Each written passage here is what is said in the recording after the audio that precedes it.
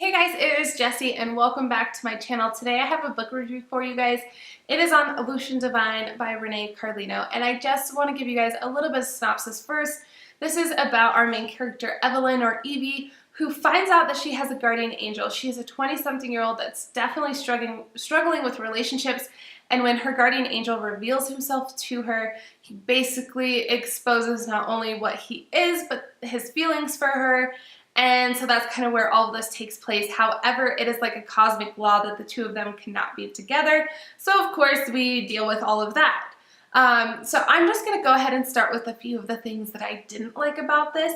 And first off is the concept. I did like the concept. I find it intriguing, even though it's a little bit cliche. And so, like I said, I was intrigued by it, but it is a cliche. It was entertaining and I enjoyed it.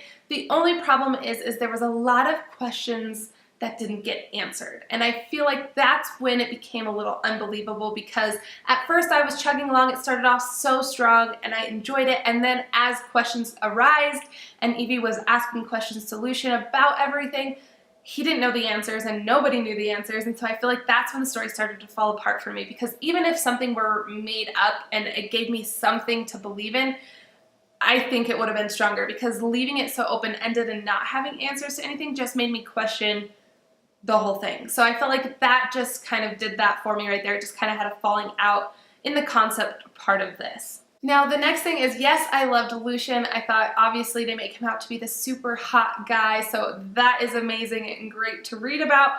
However, I feel like I didn't really care about him or Evie by themselves or individually, but I wanted them to work as a couple, and I loved them as a couple, so I was definitely rooting for them there.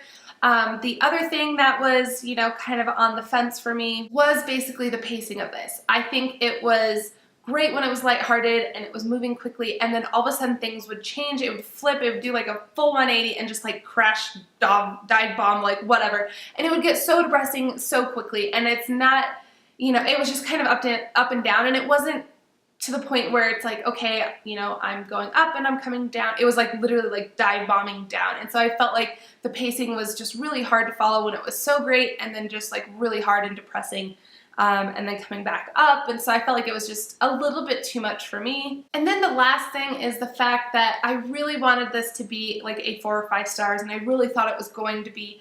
I love Renee's writing, and Before We Were Strangers and Swear on This Life I loved Before We Were Strangers. And so I just expected this to be a little bit stronger. I know this is something totally different than what she's ever written, so I applaud her for giving this a go.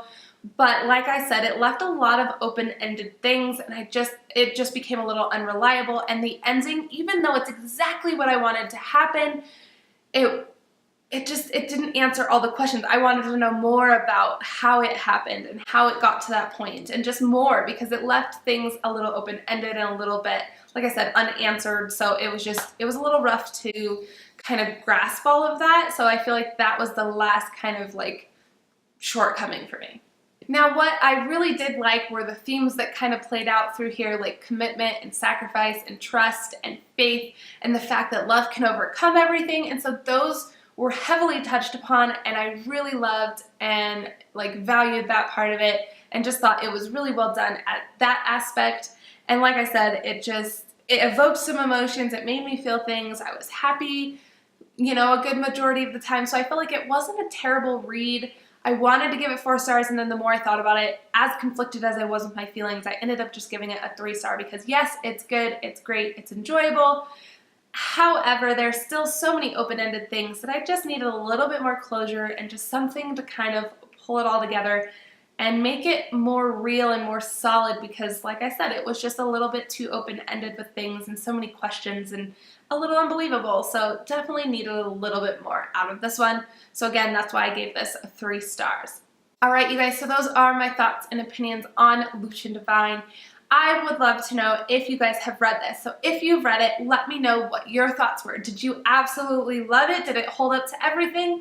Or were you a little bit more like me and you were a little bit let down and just needed a little more out of this book? So definitely comment below and let me know. I'd love to hear your thoughts on it. If you haven't picked it up yet, I still say give it a shot, especially if you like contemporaries. kind of playing with this whole kind of divine and like paranormal kind of deal. See what you guys think. If it was just me, I don't know, maybe I'm in the minority on this one. So again, let's chat below, and I hope you guys enjoyed this video. Thank you so much for watching, and I will see you guys again on Friday with another review. Bye, you guys.